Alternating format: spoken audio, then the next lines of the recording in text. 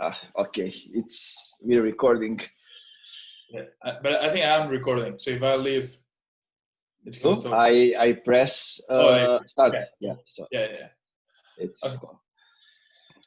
okay. Great. So yeah, did you have any topic that you want us to jam a little bit about? Let's start with that. It's not B2B marketing, but it's more about like running the business. So I want to hear more about like how you delegate your work to your team and how you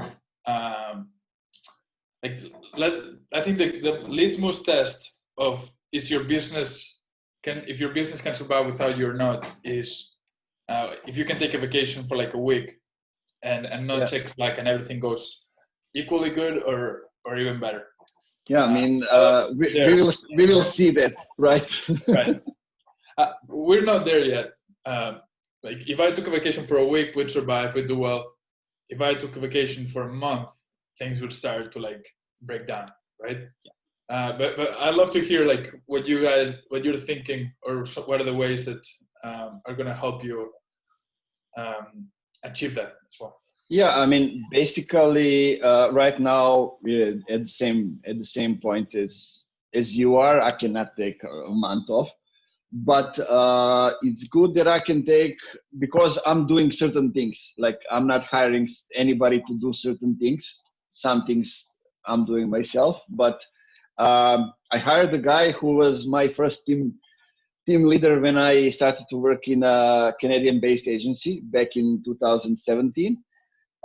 So he's basically in charge of the content distribution, and he's something that I can rely on. Right. So if I'm offline at the moment or something, he's always there. He's flexible. So this is one thing that that gives me confidence that I can go and do something that he will respond to the urgent messages, those kind of things. So in terms of like account management, do you handle the relationship with the clients? Do you have you and him to manage that relationship, or it all depends on clients, or because we have like two ways in which we go. In one way is if the company has their own team, I'm working with them alone, and if they don't have a team, then my team comes up. And when the team comes up, like Ata, the guy that I mentioned, he is there to replace me if there's a need. With the other clients, basically I'm setting up everything, and if I need to go off the grind or something like that, I'm doing things in advance, basically announcing them and going. But it's not like the game from day to day. So that's why I can give myself a break and just don't work for 3 days, let's say, because I did stuff for the whole month. I created the engine, and it's working. Yeah, for me, I started doing all the account management, right? So I was the person that would get in touch with the client and manage all the communication. And what I saw from that is that it would be impossible for us to scale. I only have so much time to like spend with clients. Plus, if I have to sell, do the new business part, it also takes me time. So that was one of the things that I was like, at one point we're gonna have to outsource that. We were able to like fire myself and a couple of people from my team from the production side of things. So that's been a huge game changer. Yeah. Because now it's all about project management and sales. Like the production is taken care of, and we can outsource without hiring full time, which gives us a lot of flexibility of like a client leaves, or we just tell the people that we take care of the production that we're going to need less from them. So that was easier. It was just about finding the reliable production partner that we would be able to work with and scale with them. The one that was tougher was the project management. The project management because it's also like you build that relationship with the client already, right? So for new clients, it's easier because like they come into the company, as long as you have explained them well that you're not going to be the one that manages all the communication, I think that's easier. And if you explain it well, they'll understand. But with clients that you've been working for like 3 months, 6 months, a year, they've built that rapport with you. They build that one-on-one connection, and they want to work with you. They don't want to work with a new guy. So that's been the toughest part in terms of outsourcing the project management and the account management role. What we've found to work from that, this was something that my mentor helped me with this. His name is Anthony Tumbio. He helps agency owners. And he built an agency for $1 million, sold it. Like great guy. And we were talking about how to outsource account management. And he was like, you cannot do it right away because they're going to drop off. Right? So you have to introduce people gradually. So like at the beginning, they come to the meetings and they don't say anything. Then they have one part of the meeting. Then they have a bit more of responsibility within that meeting. Then they take care of the whole meeting and you're there just watching and listening. And finally, when when you're useless, that's when you can tell the client he's going to be the one focusing on this. But that's something that we're still in that process. And I'm not doing it super well because I'm a freak of control. Like I want to know everything. I want to be involved in everything. And I think that's a lot of founders are in there. So I'm trying to let go, but it's not easy. It's not easy for sure. Yeah, I mean, let me tell you my experience. I've been working in 2 agencies, basically that had that kind of structure. In the first one, basically we had a person dedicated to each client. I mean, it's usually the guy or girl who is doing social media, SEO, and reporting calls with that client. And on the first call, when we go out with them, usually goes the CEO or the owner. We didn't have a GM at the time. Then goes the person who is dedicated to that client, and maybe somebody else from the team just to listen. Yeah. In case they need a replacement or something like that. And in most of the time, we are recording those meetings, just so we can have everything, doing the reporting call afterwards, everything. And basically, in the onboarding process, we are presenting the person which is dedicated to that client, explaining why exactly that person is dedicated to them, and then establishing the relationship, how it will go. Like the decision maker, executive owner, however we call it, gets involved in the relationship again, only if there is something to solve. Right. No matter if it's good, bad, when decision that none of them can make, that needs to involve another decision maker, then they come in. In the other agency that I was working before I started Funky Marketing, basically I was hired to do the operations, to set up the processes and everything. I did it in the first month. We never implemented that because the owner never felt, I don't know what to say. He trusted me, but he didn't trust anybody that much so he can get out of the production or those kind of things. So he was getting in the way of the specific processes. Let's say the client goes and it goes like to the copywriter, designer, however it goes, and then designer has certain tasks for that day. Right. But CEO decides that he has an hour which he can dedicate to work on something that he's working his own projects, and he needed a designer. So he interrupts the process and go, and now you will do something for me. It breaks the concentration, it breaks the whole circle. And it went on and on and on, and it ended as I went out of the agency and he went back to being in control of everything. I mean, sometimes people are just like that. It takes time to learn but in today's world, we usually don't have that time. Everything is happening quick, so you need to do what is best for you at the moment. For sure. I think in my situation, the problem is that my ego is too big, right? Like I think, like you know, like I'm young. I think I'm really good at what I do, so it's hard for me to like let go, even though I know that it's right business decision, and that's something that I've been working on, like really, like hard, and becoming more self-aware of like the things that as a leader I don't do well enough for the business to grow. I think if Influence Podium, with our concept and our talented people that we have, if there was a better CEO than me, our business would be growing so much faster, right? I think if you swap me for somebody else, you'd probably be killing it. Like the business will be $1 million business already. I think I'm part of the reason why the business isn't going that well, which is fine. Like it's my business. It's okay. It's a learning experience. Yeah. But I do know for sure that if you put a more experienced CEO in my role, we would be absolutely killing it. And part of it is this, right? Like letting go of control. The second part is like I come from a family that didn't have a lot of money. Like single mom. Like this is how I put food on the table for myself. This is how I one day hope to retire my mother so that she doesn't have to work.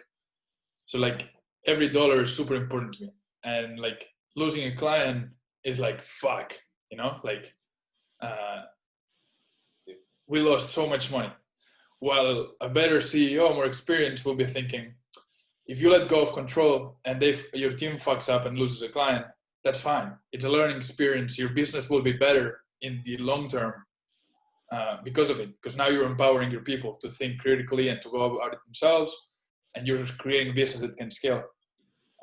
But I am too short-term thinking for me to understand that, and the money is too important for me right now to do that. Which I know it's not the right move, but it's what it is. Yeah, that's like you said, it's a learning experience. You're still young. You will learn those things. I'm happy that I learned them while running other people's businesses. Right. I had that experience. But what is interesting is that my background is in NGO. In non-governmental sector, so I had trouble in starting to think about profit.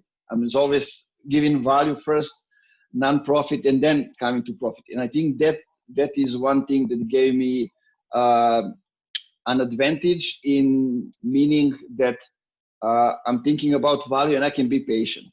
Right.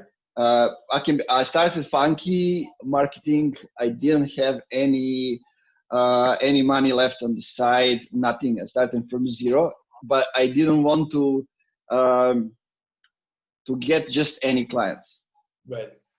And it was hard from the start, but I guess I was like, I had experience, people know me, so it wasn't like the tough experience as it would be if I'm starting from the zero, right? Sure. Yeah, like I did. I started from. Yeah, and I'm having trouble giving control also in some of the things. I'm usually the CEO or the manager who is giving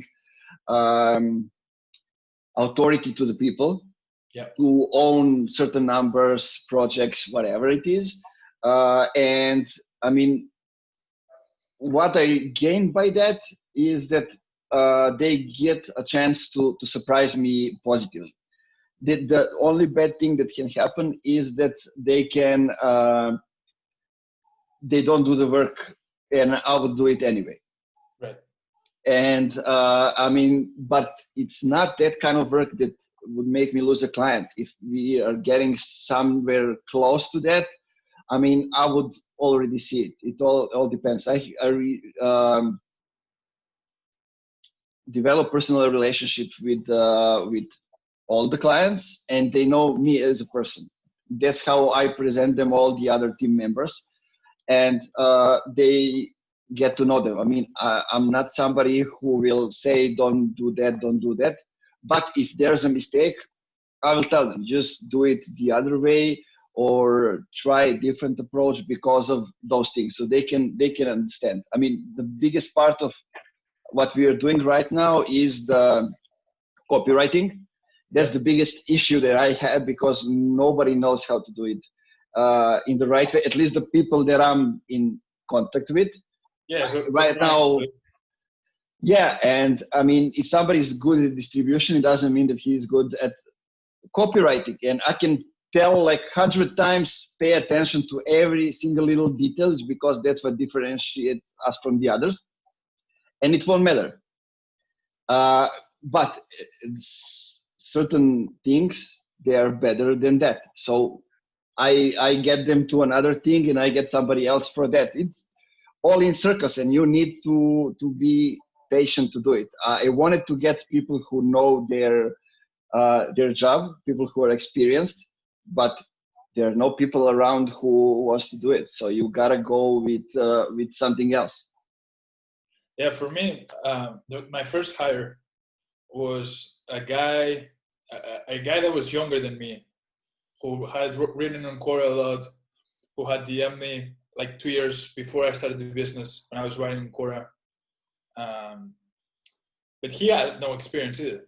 Right? We found a situation that worked well for both of us. But like him and I, especially at the beginning, we were like, what the fuck are we doing? Right? Like we have zero experience. We've never done anything. We're just two guys, one from Argentina, one from Barcelona, who know how to write, right? Like, let's figure out something from there. Exactly. Now, 2 years later, it's a different situation. Now, like right now, he doesn't even write a lot anymore. He does more of a project management, brand management. And now I'm more like of a CEO role. So it's just been so interesting for us to like evolve as a company. And we were chatting the other day and we were thinking about today, last year, right? Like we were thinking how many clients we had in comparison to now, what were we doing? We're like, what the fuck? What are we doing during like all day? Because right now we have 4 times more clients. We have a podcast. We create content every day, etc., etc., etc. And we have the same time. Like, what were we doing? And we were just learning. Right? Like we were trying to figure it out and making a lot of mistakes. But my reflection on this was, it's very, I come from a basketball background just like you. And as a basketball player, I thought I'm going to be a great leader. Like I'm a good leader in sports, which means that I'm going to be a good leader in business. And I found that I'm a horrible leader, that I have so much room to grow as a leader if I really want to like help my company grow. And that I'm the bottleneck a lot of times with my leadership that is not allowing our company to grow. So it was very interesting for me to think, just because I'm a good leader in sports, I'm going to be a good leader in business, and it's absolutely not true. Yeah. Let me just change that. Okay. There are things as a leader that you feel like you need to do better? Because I have a long list of things that I need to do better. Yeah, I've been learning a lot before I started the business, and I feel like patience, empathy, compassion are the 3 things. Yeah, it is. Sometimes, especially when you are onboarding new people, and they need time to learn something, to get into certain processes and everything, and you know that you can do it in 3 minutes. Right. You know? and it's always like that. I don't know. But it's also one of the things that makes me feel the best, though. When I have like somebody in my team who like surprises me and like over delivers and does really well, like it's probably what the greatest feeling. Like having somebody that you can trust, it's super important to me. So when they step up and like take control of things, I'm like, fuck yeah, like let's go. Like I'm super proud of you, right? So to me, it's been tough to understand what my leadership style is. I remember when I was in college, like getting my MBA or my college degree, my business professor would talk about like leadership styles, and he would like say there's this one, this one, this one, and this one, and like 4 or 5 years later now, like you have no idea what that like what leadership is. You know, like it's not as simple as 4 styles and you pick one of them and you're that one. Like you're just a college professor who has never run a business, and think leadership can be like just written. You know, like Yeah. But it's completely different. I, for example, want to have a transformational leadership style, but when an employee does something that I don't like, I get super fucking pissed and I say things that I shouldn't say. So like that's one of the things that I'm trying to work, but it's just not so easy as like college books tell you to. I mean, I saw so many different things. Some of them I experienced, some of them I saw in people that were hiring me were doing. I mean, when I was running huge summer camps, it was like it's the mountain village, high mountain. People are extreme over there, and anything that's unusual or going out of the routine, they consider a negative thing. Right. So I've been trying to get people educated about environment, clean the rivers, everything, but they want to have fun because they learn in the previous camps while some other guy is organizing it that it's the time when the whole village is having fun. Yeah. You know? And in the first year it was hard, but I knew what I wanted to do. So when somebody approached me and said, Nemanja, we have this and this kind of problem because people from the village gave me some people who I would be in charge, not willingly, but I was okay with them, and they didn't know me. You know, we didn't have time to get to know each other. So when I'm saying okay, and I'm going to solve the problem, and they said Nemanja is not interested in anything. He is like pragmatic, and on the second year we got to know each other. It was perfect. And what I did, I found a guy who is like bald with huge muscles, everything. And I said he is the main guy in charge of the camp, and I'm just the second one, because they can talk to him, and I can run the camp on the other side. And in the agencies, I saw so many things. Some of them I did, and I saw what happened afterwards. Like we had a huge client that we were running the lead generation for, and I was running the Facebook ads. And somehow, I don't know how it happened, but instead of putting 10 euros a day, I added 100 euros a day. Whoa. And it was a weekend. We saw it on Sunday, but we decided to leave it for the weekend, basically because we knew that we can tell the customer that it was the campaign is doing great, and that we wanted to invest more money in it. We said if there's a problem, I mean, we will pay off the money. But they got 16,000 leads in a week, which were qualified and through the emails and all those things. And on the other hand, we didn't lose the client at that moment. But what happened with another client, I was taking screenshot of my screen, and we were doing a client as a white label. Yeah. Because it was like language school, and we had another language school as a client. So they hate each other. Right. and one of the employees saw my screenshot on Instagram, like maybe 2 or 3 weeks after it happened. We all forgot about it. So what was the punishment? And I agreed to it because it was deserved. It was that 3 months I had like 200 euros less on my paycheck. Right. But I mean, I knew I fucked up. So okay, we lost that client, and potentially, I don't know, they were willing to go anyway, but we lost like 3 months paycheck for them before the contract would be over. But somehow I was always doing mistakes for the clients that were bad for us. I don't know why, but yeah. Maybe it was your subconscious telling you to drop them. Probably. Who knows?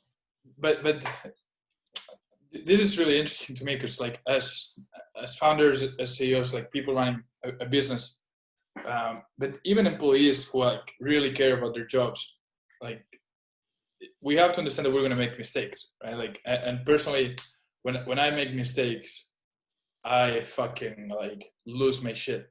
Like I feel so bad for like this is really important to me, right? Like my business is the most important thing to me other than my family. But at the same time, that doesn't help, right? Like when I was telling my mentor this, like his thought is like mistakes are gonna happen. You're gonna lose money. You're gonna lose clients, and it's good that you care to that point. But instead of like letting that, like I remember like making mistakes and spending like the whole weekend in my room, right? Like saying, what the fuck did I do, etc., etc. Instead of letting that stop you, like, okay, you made the mistake, you learn from it. Now, how do you make sure that this doesn't happen again, right? A lot of times it's like things like systems, right? Like, like the $100 that you were mentioning a day versus $10 on Facebook ads, like, maybe you have a checklist that the next time you always double check that you're spending the right amount of money, right? So like finding the right systems, finding the right solutions to the problems you mess up, it only makes the company better. And we were talking with my employee, one of my employees the other day, like the mistakes need to be getting less important, or the problems that we have as a company need to be getting less important as we go on. Like now, we were dealing with a bad problem with like reporting to clients. Like we didn't have a system for that. And that was a big problem for us. Okay, now we solved it. What's the next problem that we have to face and solve? That's entrepreneurship. It's less important, but there's always going to be problems. You just hope that they get less important over time because you're solving the bigger ones. But that's been super important to me. And then another lesson as a CEO that I've learned is a lot of your employees will not care as much as you do. Right? Oh yeah, I learned that the hard way. I know, and I wasn't the CEO. Go ahead, I will tell it afterwards. And I have like the guy that I was mentioning that we didn't start the business together, but like he was the first employee that came in, and he's like my right hand man. He's a couple of years younger than me, so it's also been like a friendship / mentorship / working together type of thing. Like he cares a lot. Like I know that he cares, and like. He cares to the same level as I do, even if he's not the owner, which is why I really appreciate him. But like other people that we work with that either do our production or stuff like that, they don't really care that much, And for me, like I said, this is the most important thing in the world. Other than my mother and my dad, like this is where I spend the most time focusing.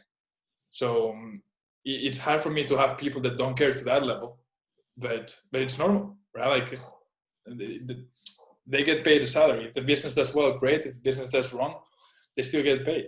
And it's not their baby, right? Like a business is a baby that I can like your baby, but it's not mine. It doesn't really matter to me as much. Basically, I learned that when I became a GM, because I got to that position while I was running our biggest clients. I was always the most active in educating other people in the company. There were like 15 of us. And when I became a GM, I wanted everybody to start getting better as fast as I am. Right. And I bombed them with useful content, with links, with I don't know, everything. I mean, of course, we tracked from week to week what's going on, those kind of things. But we got the offline meeting. Nobody told me anything. One-on-one, nobody told me anything, like negative feedback. But when we got to the room offline, like all the people from Canada came to Serbia, people from US, we gathered in one place. And we told them to give the feedback, if not to me, directly to the owners. Yeah. So that's how some of the stuff got on the surface. Yeah. And we've been there. Okay. I mean, most of the things weren't like they imagined them to be. It's not, it was not up to me, but one thing was, and that is that some people just wanted to go to work, do their job for 8 hours and go offline. That's it. Yeah, and that's perfectly okay. It all depends what you want to do as a company, and do you want those kind of employees, but from that standpoint, it's okay.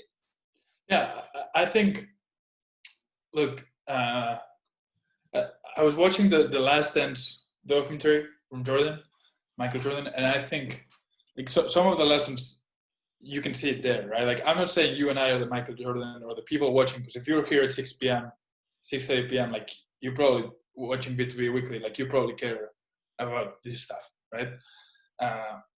But we're not comparing us to Jordan, but like, the guy cares. Like, he cares so much, and his teammates who are NBA stars don't care that much, right? And there's that friction between them. And honestly, I'd love to say that all our employees are going to care as much as I do, but the truth is that that's never going to happen. So you just have to understand that that's reality. And hopefully you get people that do care and see it more than a 9 to 5, or that it matters to them personally. But that there's going to be a lot of people that don't. And as CEOs, we did need to understand that this is normal and just make the best out of it.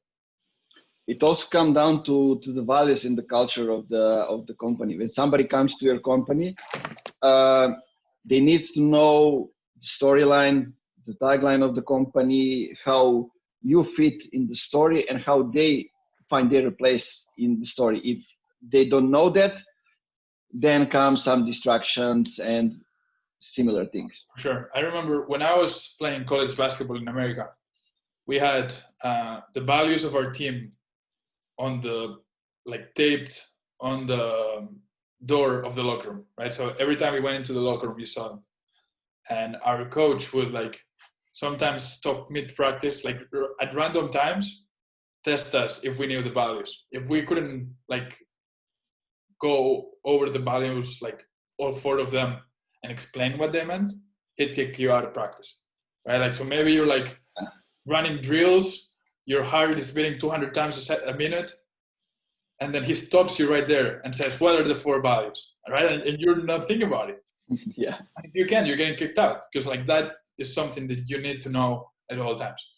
I'm not saying that's how business should be run, but people within the company should know what the company stands for and what the mission is.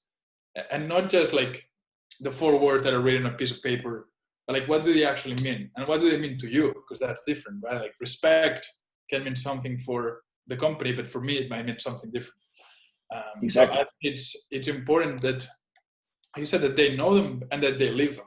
And if they don't live them, or they don't want to accept them, or it's not their thing, then they're not a good fit. For us, we're starting to work them up, because I've found how important they are. One of the things that I know it's for sure a value of us, it's over-deliver, right? So everything we do, we have to over-deliver.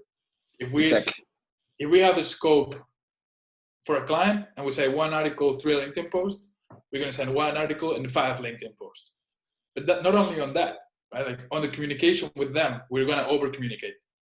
On everything internal, every doc, everything that we send to our clients outside or to inside, we need to over-deliver. And I know that's one thing for sure, right? That's one that we know. And I was just telling my employee the other day, why? Why do we have to over-deliver? You know why? Because we're 2 kids in our 20s competing against the best content marketing agencies in the world. They're comparing us with animals. The Animals company, one of the biggest agencies, who are all from New York, or San Francisco, who are 40 years old, who've been doing for 20 years, who are native speakers, who are American, who have big name brand behind them.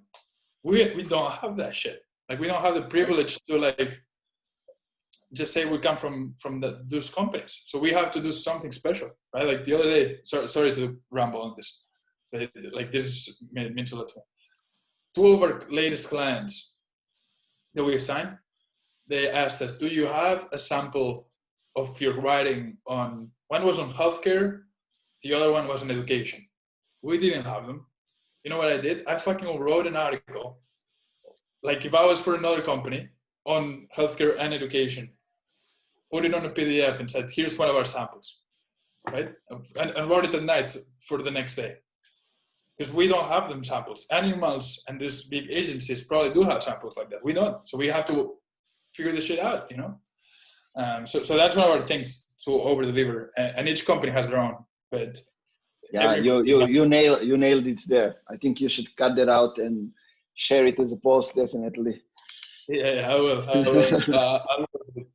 And Nemanja, I gotta head out. If you feel like want to jump in or something, you guys can go for a bit longer. We talk to you next Wednesday. That's good. All right, guys. Yeah. Bye. Bye. Guys, Philip, Bratislav, anything you want to say? You want to jump in? No, I think at the end of the day, it's about two things. Not everybody has to be entrepreneurial. And that first mainly means whenever you set up a team, you want the best guys for the job, which doesn't always mean that they also have to think about, this is my company, which still means that they can do a great job. On the other hand, if you want to grow your business, you will always need second and third in command that think entrepreneurial, and then look for business opportunities to grow. Because let's be honest,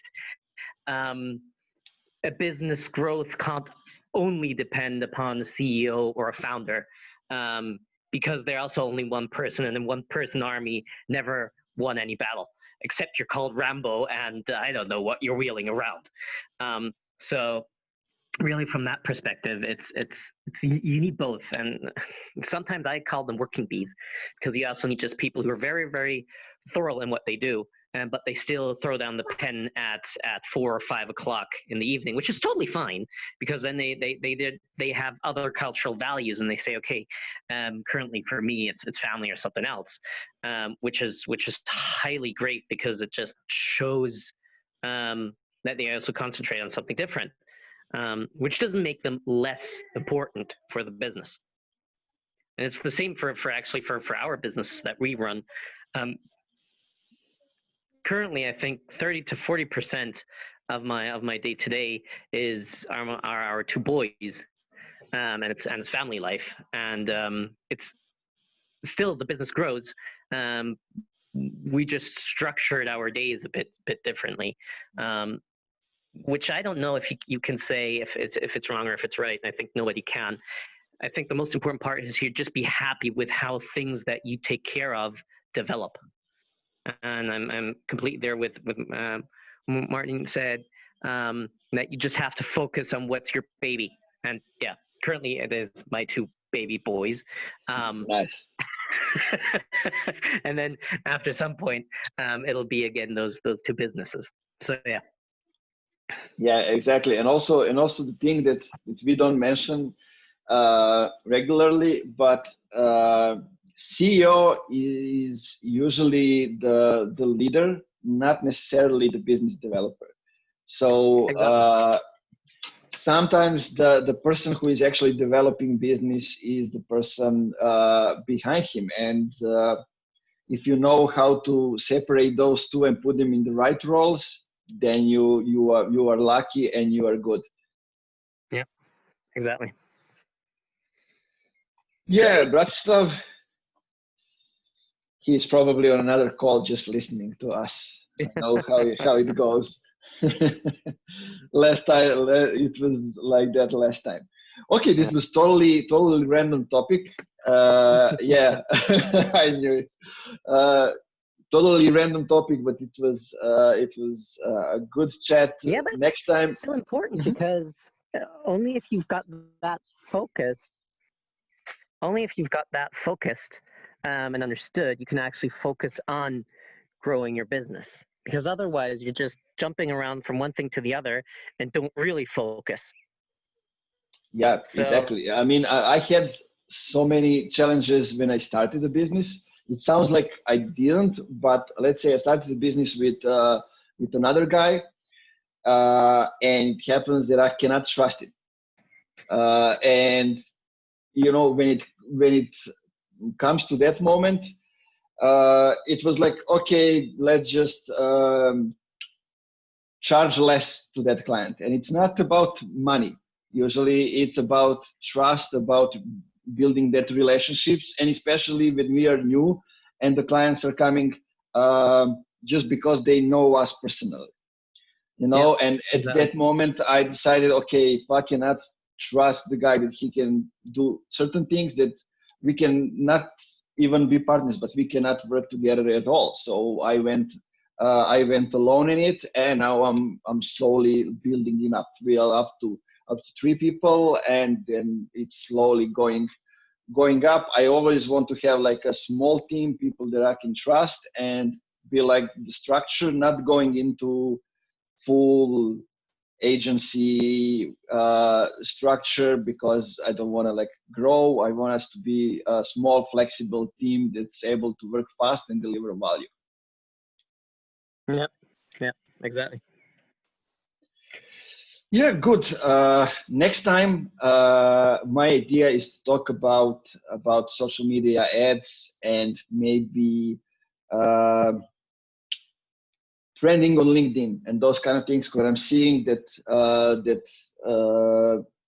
algorithm is changing a bit.